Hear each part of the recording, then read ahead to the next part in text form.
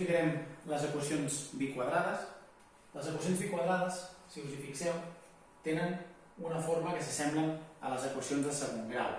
És a dir, tenen una x, en aquest cas, que està al quadrat, i una x que està elevada a 4. Les equacions biquadrades el que tindran és el terme independent, és a dir, el terme que no té x, tindran una x que pot estar elevada a 2, a 3 o a 4, i tindran una altra x que estarà elevada al doble del que tinguem la x petita. En aquest cas, anem a posar 3 exemples diferents per veure una mica tot el que ens podem trobar. Si tenim una equació biquadrada, el que hem de fer primer és transformar-la a partir d'un canvi de variable en una equació de segon grau. Com ho farem? El que fem és canviar la x quadrat, és a dir, la x més petita, per una altra lletra. Pot ser una t, pot ser una z, pot ser la lletra que vulguem. En aquest cas, ens quedarà t al quadrat menys 29t més 100. Ara, com que ja hem fet el canvi de variable, tenim ja una equació que és de segon grau. Per tant, tenim que la a val 1, que la b val menys 29 i que la c val 100. A partir d'aquí, resolem normal amb la fórmula de l'equació de segon grau.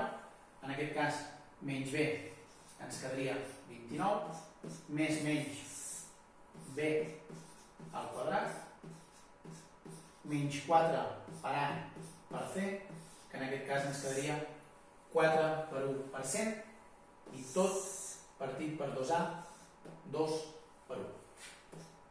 Si anem calculant, ens donarà 29 més menys 29 al quadrat, 29 al quadrat ens donaria 841, i aquí ho fem tot seguit, 4 per 1 per 100 ens donaria 400. Tot partit per 2. Si calculem el que hi ha dins de l'arrel, ens quedaria arrel de 441 i tot partit per 2. El següent pas, podem fer l'arrel, ens quedaria 29 més menys arrel de 441 és 21 i tot partit per 2. A partir d'aquí trobem les dues solucions. Aquí ens donaria 29 més 21 partit per 2 i 29 menys 21 partit per 2. Si calculem 29 més 21 partit per 2, ens quedaria 50 dividit per 2, que és 25, i 29 menys 21, 8, partit per 2 seria 4. Aquestes dues solucions no són les solucions encara que nosaltres busquem, perquè aquestes són les solucions després d'haver fet el canvi de variable de x quadrat per la t. En aquest cas, el que hem de fer és desfer el canvi de variable i el que fem és dir que la x quadrat és igual al que ens ha donat la t, que és 4 o 25. Els dos resultats són vàlids i en aquest cas el que fem per treure el quadrat de la x és fer l'arrel a l'altre cantó. Llavors, aquí ens dona arrel de 4, que ens donaria més 2 i menys 2, i en l'altre, si fem l'arrel de 25, ens donaria més i menys 5. Per tant, com hem dit en algun altre vídeo, ens dona aquí 4 solucions, en aquest cas 2 menys 2, 5 menys 5, ja que és una equació de quart grau. Anem a veure un altre exemple. En aquest cas tenim x elevat a 4 menys 8x al quadrat menys 9. Tornem a fer primer el canvi de variable. El canvi de variable podem fer el mateix. X al quadrat és igual a t. Per tant, ens tornarà a quedar una equació de segon grau.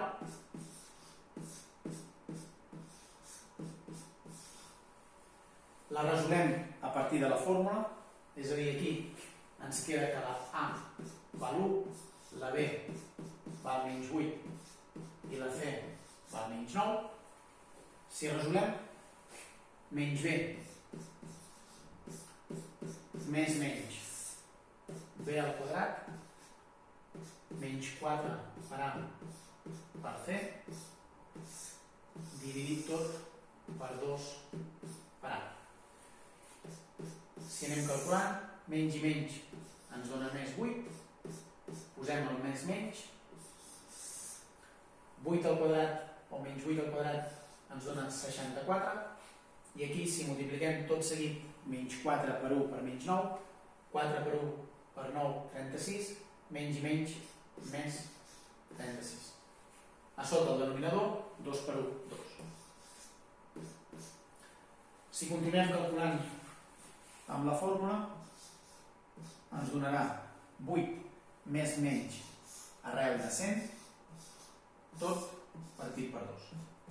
Calculem l'arrel de 100, que ens dona 10, i podem trobar ja les dues solucions, que serien 8 més 10 partit per 2, 8 menys 10 partit per 2.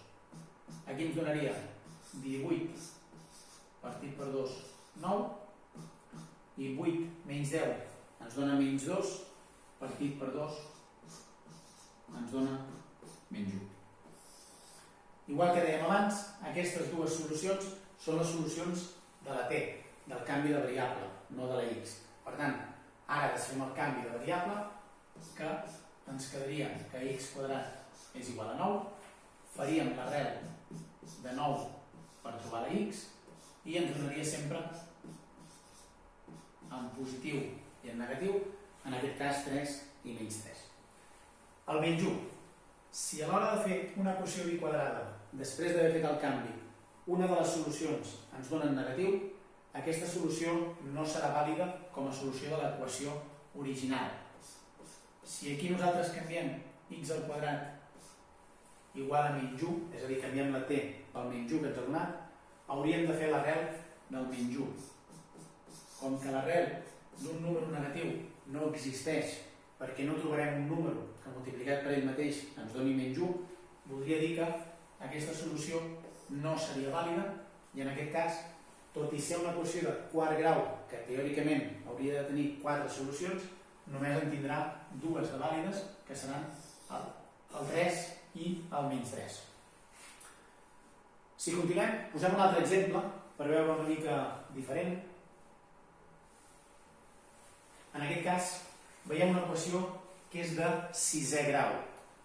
Veiem que la x petita és x elevat a 3, la x gran és x elevat a 6. Què fem aquí? Fem un canvi de variable amb la x més petita, que en aquest cas és x a la 3, i diem que això val t. Ens torna a quedar igualment una equació de segon grau. Per tant, aquesta equació és fàcil, la podem resoldre a través de la fórmula. Ens dona en aquest cas que la A val 1, que la B val menys 9 i que la C val 8. Anem seguint la fórmula, ens donarà menys B, és a dir, menys 9, més menys 9 al quadrat, menys 4 per A per C, i tot partit per 2A. Menys i menys ens quedarà 9 positiu, menys 9 al quadrat ens donaria 81, i aquí 4 per 1, 4 per 8, 32, i tot partit per 2. Si calculem el de dins de l'arrel, ens donarà 9 més menys arrel de 49 partit per 2. Fem l'arrel de 49, que seria 7, i anem a trobar les dues solucions d'aquesta equació de segon grau. Aquí ens donarà 9 més 7 entre 2, 9 menys 7 entre 2. Si calculem el 9 més 7, 16, entre 2 ens donaria 8, 9 menys 7 ens donaria 2, partir per 2 i en aquest cas ens donaria 1. Què fem aquí? Igual que hem dit abans, el 8 i l'1 són les solucions de la t, no de la x. Per tant, el que fem aquí és desfer el canvi de variable que hem fet, en aquest cas igualant la x al cub, la x elevada a 3 a 8, i igualant per un altre cantó la x elevada a 3 a 1. En aquest cas, el que hem de fer per trobar la x és fer l'arrel cúbica, és a dir, l'arrel tercera de 8, i fer aquí l'arrel tercera de 1. Això amb la calculadora ho podem fer fàcilment. L'arrel tercera de 8, en aquest cas, ens dona 2, i l'arrel cúbica de 1 ens dona 1.